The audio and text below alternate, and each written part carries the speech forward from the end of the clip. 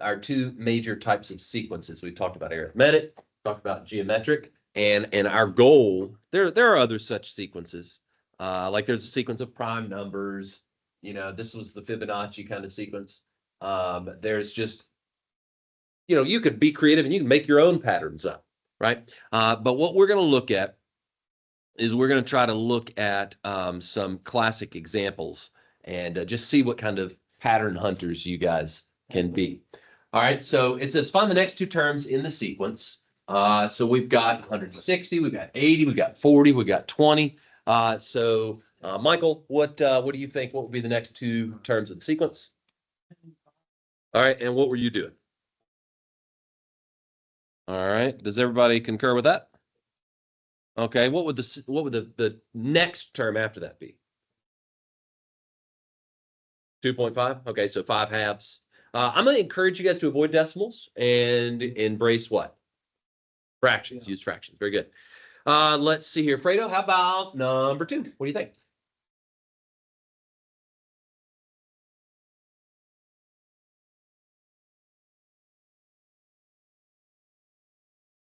Got any idea? You may throw it to Phil. You kick it back to Phil. I didn't want to, if you were ruminating on it, I didn't want to ruin your thoughts. Phil, you had a hand up? 25 and 30, 33. All right. So what do you envision is happening here? Each time the numbers are increasing, but as we're adding, it's going up the number. So first it's +3, then it's +4. Very good. Okay. So here we went +3. Here we went, y'all see it now? +4, +5, +6. It would be neither geometric nor arithmetic. So 25, that's +7. And then 33 would be +8. So what we've done is we've just kind of discovered the next couple of terms in the sequence. Finley, if you can answer what's going to come next. Oh, okay. Okay, so like some of these, the formula is going to be tougher. Like I could come up with an explicit and a recursive for number 1. For number 1, the recursive would be a sub n equals a sub n minus 1, the previous term, divided by 2. That would be recursive. And here this would be a sub n equals, I've got to go off memory. So 160 times 1/2 to the n minus 1. I haven't taught you how to do that just yet. I can't do it on number 2.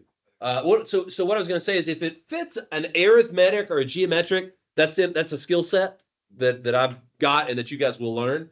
And then if it's non-arithmetic and non-geometric, it's like anybody's game. Like you could maybe cook one up. I'm not super good at it. So I'm gonna say -1. I got it. -1. Hold up. Are you talking about example 3? Yeah. Okay, so Finley wants to earn a little trip to the water fountain. You think -2 and 5? Now, Franklin, do you disagree? Yeah, I said -1. -2. All right. Hey, who just said that? Say it again. Say it louder. Beautiful. Okay. So like we might be, and I'm going to get both these guys to kind of tell what to sort of say, this is why I think it is the way that it is. But one of the challenges you guys will encounter when it's just sequences in general is that there's an element of creativity that's required, like creative thinking, logic. You're kind of thinking logically, next step, so to speak. All right. So it really is a challenging topic. Finley, defend your answer. You said -2 and 5. What are your thoughts? The number subtract from the previous number is the next number. So 9 minus 5 is 4. 4 minus 1 is 3. 1 minus 3 is -2. 3 minus -2 is 5. Okay. And then Franklin, so that seems legit to me. Frank, by the way, could there be more than one explanation with some of these? Yeah. But absolutely. All right, Franklin, what are your thoughts? I did -4. Now if I put So 9 minus 5 is, so you subtracting 4, and then 4 minus 1, or 5 minus 4, subtracting 1. So I just will continue that. Okay. So maybe kind of a similar thought process, 9 minus 5, 5 minus 4, 4 minus 1, 1 minus 3. Same thing. Okay, cool. So when we're going through these different patterns, we've already talked about recursion. Sometimes it is more helpful to think about recursion as opposed to explicit formula cooking up. So like for this one, example 4 here, it says write a recursive rule for each of these. Freddie, what are we doing on number 1 here each time? Good. So we're doubling it. So if I were going to say a sub n equals a sub n minus 1, we would say let's multiply that by 2. Multiply the previous term by 2. That's a recursive formula. Aiden, what do you reckon the pattern is on number 2 here? What are we doing? All right, very good. So we'd say a sub n equals a sub n minus 1 minus 3. And then, Andrew, how about number 3 right here? We got 1, 2, 4, 7.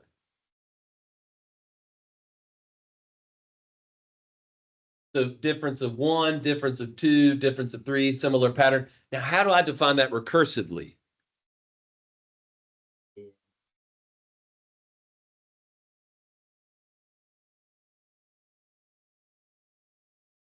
A sub n minus 1. What do I do to the previous term?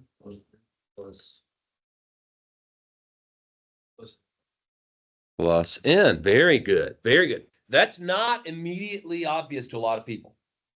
Because if it's a variable difference, did you hear me use that phrase a minute ago? If it's a variable difference, that means a changing difference. Okay? Then I'm not going to be adding or subtracting a constant difference.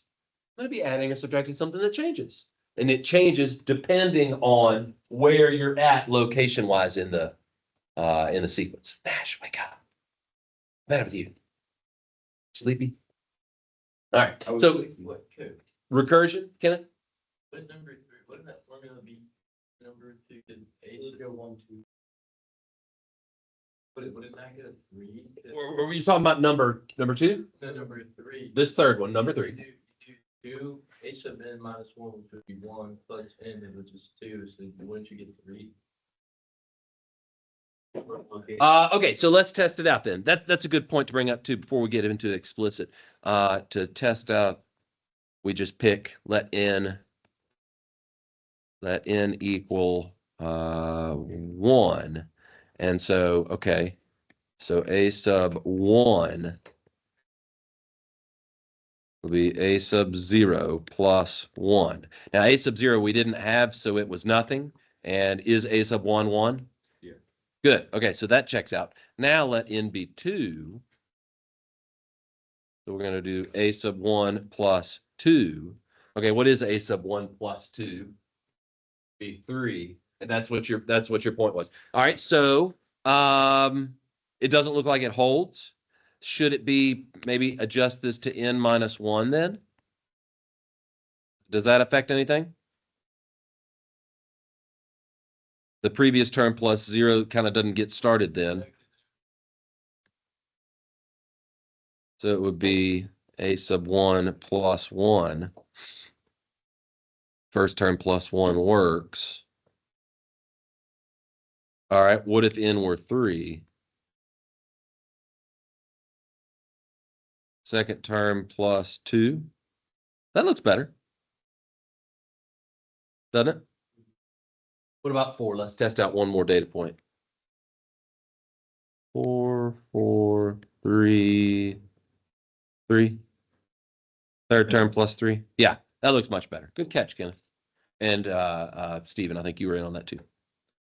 Okay, so recursion can be useful in the neighborhood, but it doesn't help that question like Blake was talking about a minute ago, where it's like, okay, well, how do I figure out the 100th term here? Okay, that's where explicit is going to come in more handy. So the explicit formula, sometimes called the general formula or the general rule, will help you answer questions like, hey, what's the 15th term? What's the 40th term? Now, I hope in your mind, you guys are already sort of going to the, you're already sort of putting yourself in the, hey, what kind of quiz questions is he likely to ask on this topic? Okay. And the type of quiz question that you would likely see isn't going to be, hey, here's this pattern, what's the very next term?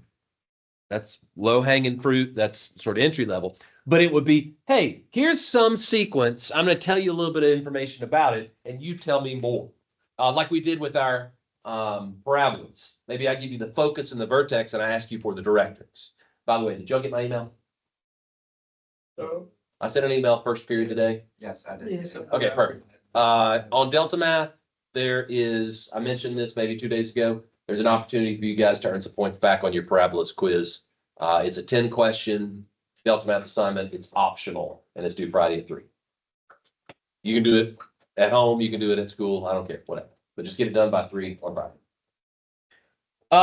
Okay, so anyway, potential quiz questions kind of more look along the lines of, hey, here is some random information about this sequence. Now tell me maybe the 15th, 40th, or what have you. Lay it on me. At 224. All right, very good. Now, the powerful explicit formula, we just plug and chug, right? So we say the 15th term is going to be 15 squared minus 1, which is 224. The 40th term is going to be 1600 minus 1, which would be 1599. Very nice. Okay. Now, Michael's a smart guy. He's got his calculator out. Calculators make this much more doable. So get your calculators out. I'm going to show you some particular syntax on how to operate with sequences.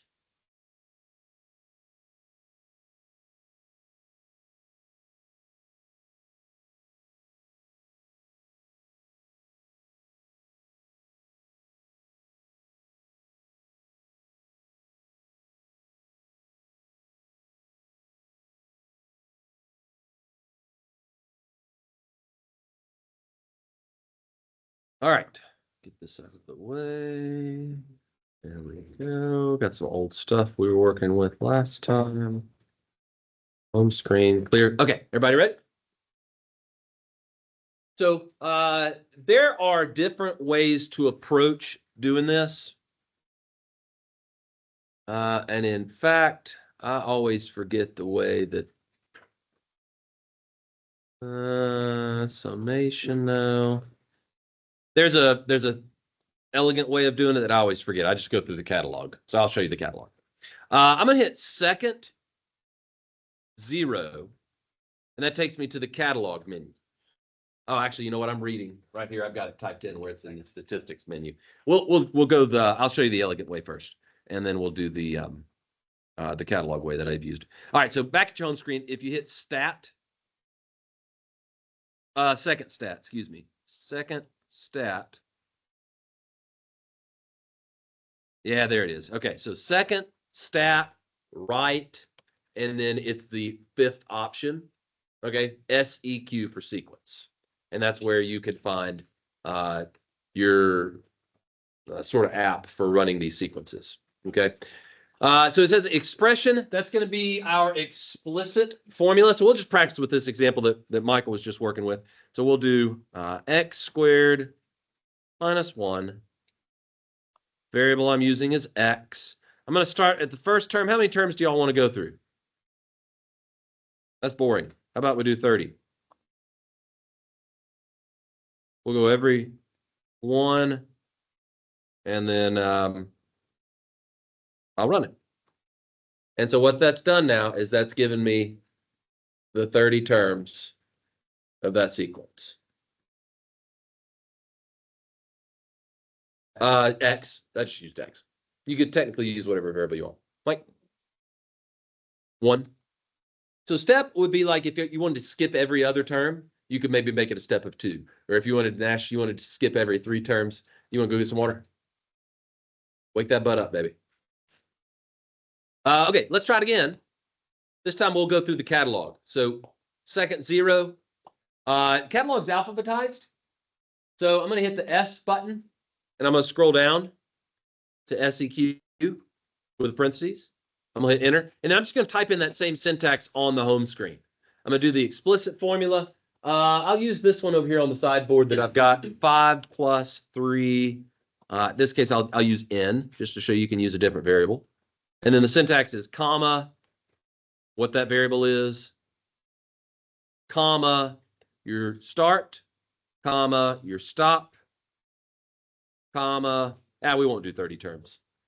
We'll do 8 terms. That's all right.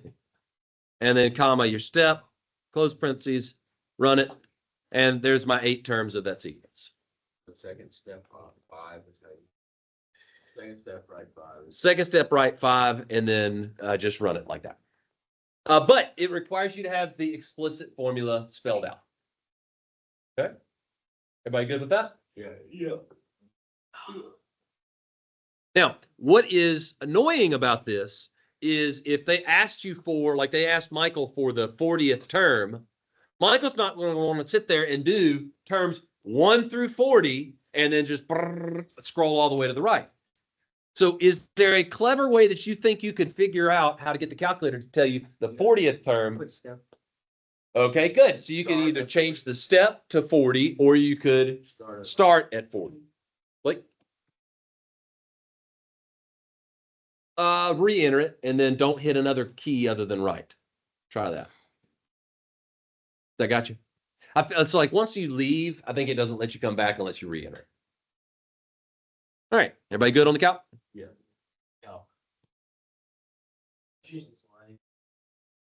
Thank you. I'm so cool. Here's one I'd like you guys to try with your calculator. You just what? Put it away. Well, that's okay. Do it by hand. You got the formula. Do it by hand. Don't use the Yeah, example 6. Try example 6. I've got the calculator steps. The not so elegant ones, the ones where you just, you go through the process of typing it in all in line. Like a,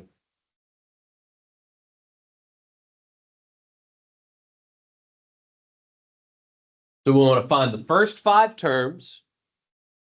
We want the 25th term and the 200th term. Again, you don't want to sit there and scroll through 200 terms. So like we said, be smart about it.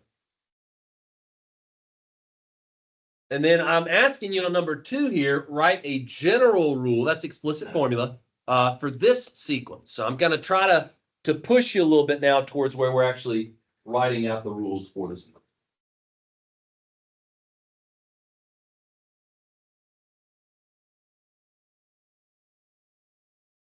And you can use whatever variable you want.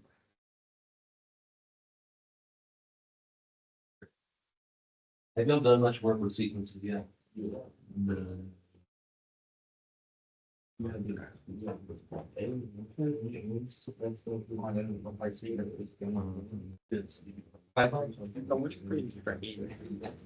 Does Dr. Drew, you have class with Dr. Drew? Yeah. Nice.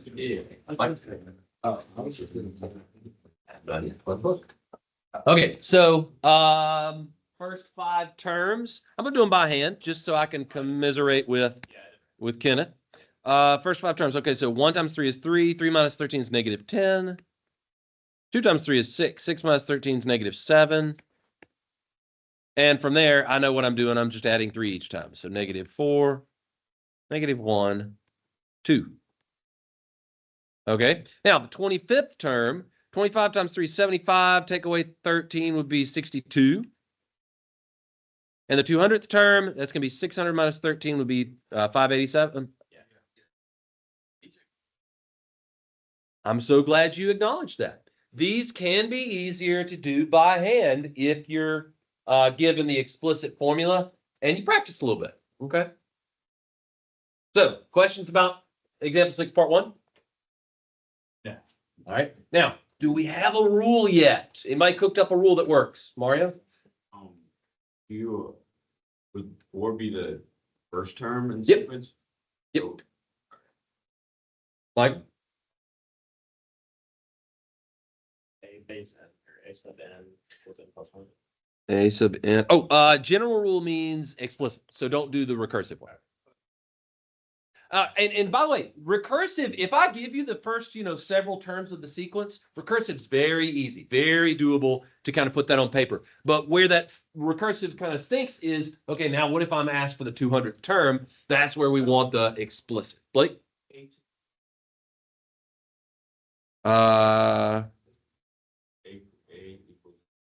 want an expression in terms of n. N needs to be the only variable. N plus 1. All right, so the first term would be 1 plus 1. The second term would be 2 plus 1. The third term would be 3 plus 1. We know that's not the case. So n plus 3. It's 4 the first term. Yes. Eight. So adjustment to Blake's proposition. 4n plus 1. 8. All right, so first term would be 5.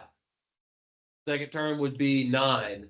Third term would be 8 equals n plus 3. Yeah, plus 3. And you start with no, 4 is the Oh, okay. first term.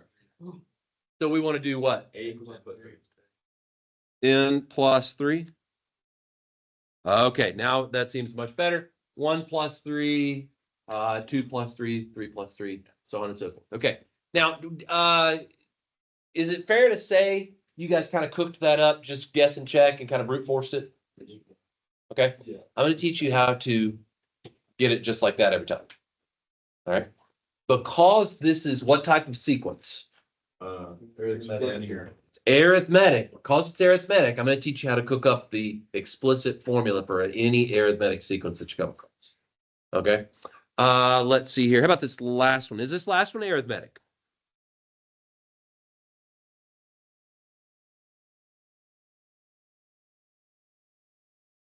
So this one's not arithmetic, so we might be up a creek. Has anybody cooked up the formula for it yet? And find number n.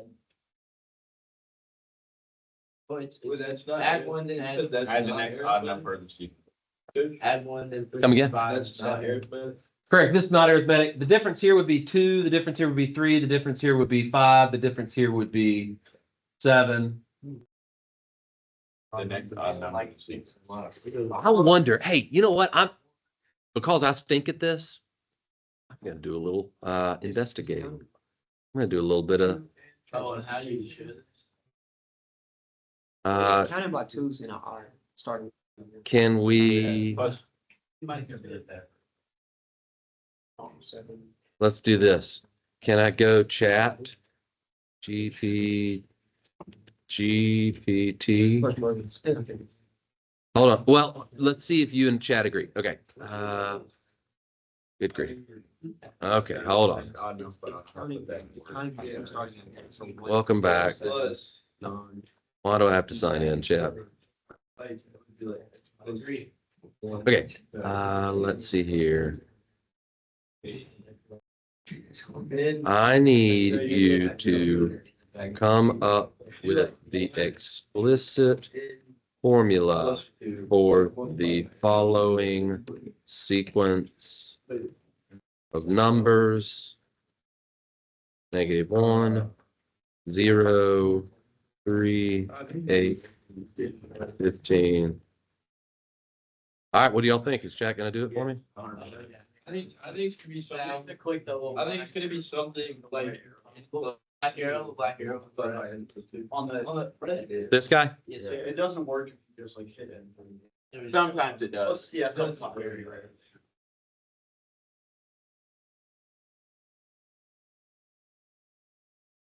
Quadratic pattern. Oh, snap. Now solve the system. Write the explicit formula. There you go. It's verifying now. Oh. Why did it turn red? Code Code error? It says yes. N squared minus 2. Keeps going down. I've never seen it turn red before. It's embarrassed. N squared. What did it say? N squared? You put that in the. Yeah, 100%. Now that checks out.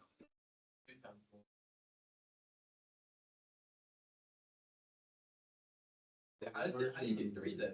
Zero squared, 0. 3 is the third number of the sequence. Oh, 8, yeah, it's the third number, so 2. Yep. That's 4. And if I want the 35th term, what do y'all think? Start at 35? Yeah.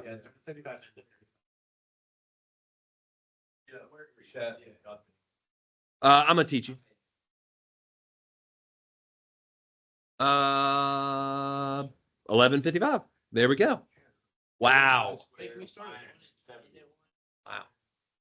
Oh, yeah. Okay, so chat be tripping.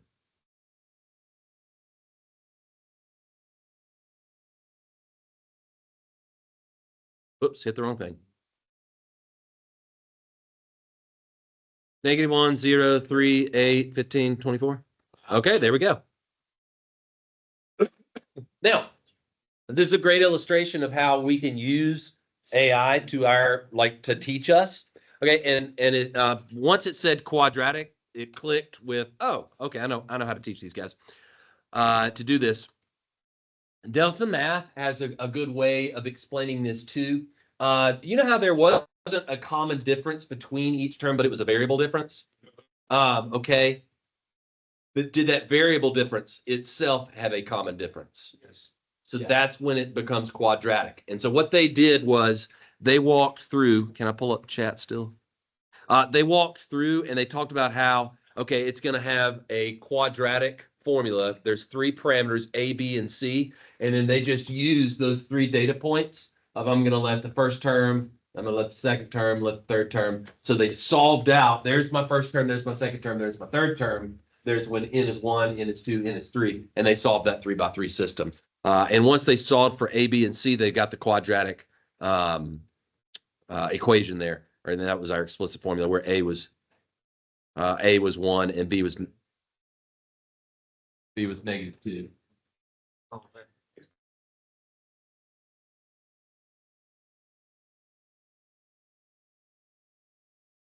All right. But to you guys, non-arithmetic, non-geometric, you're off the hook. Okay.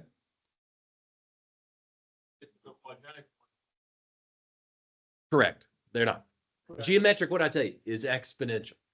Now, a parabola and an exponential curve, they kind of look similar to some extent, but different formulas. Michael or Nash, sir? Yeah, but we don't study it. We just do the arithmetic and the geometric.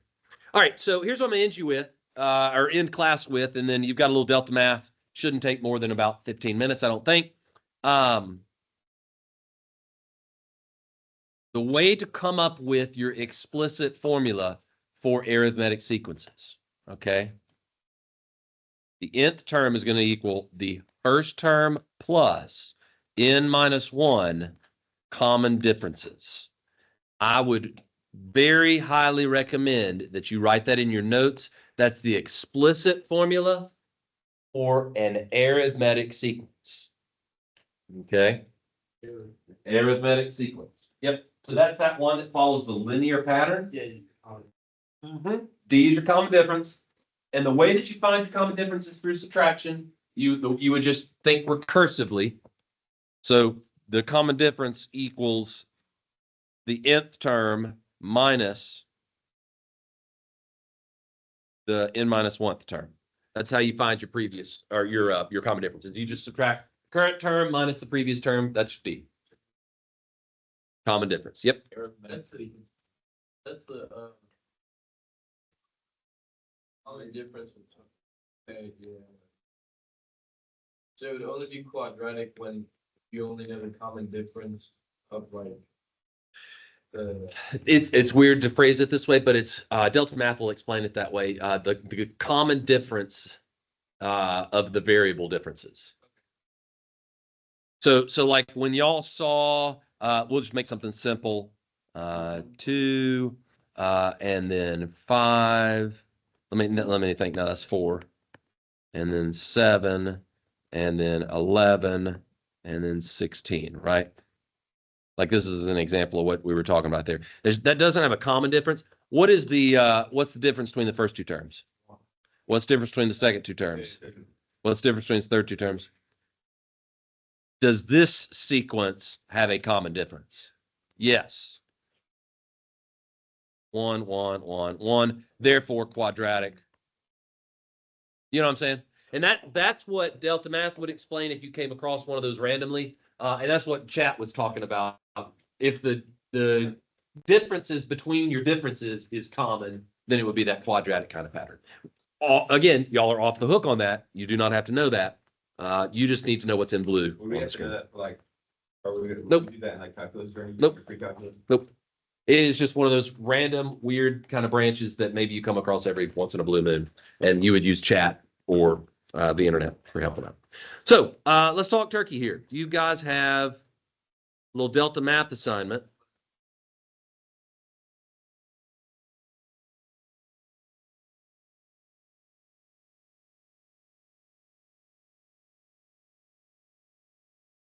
It's called Classwork 9.1. And it's just 10 problems, just 10 little problems here. Sir? Yep, that's all you got.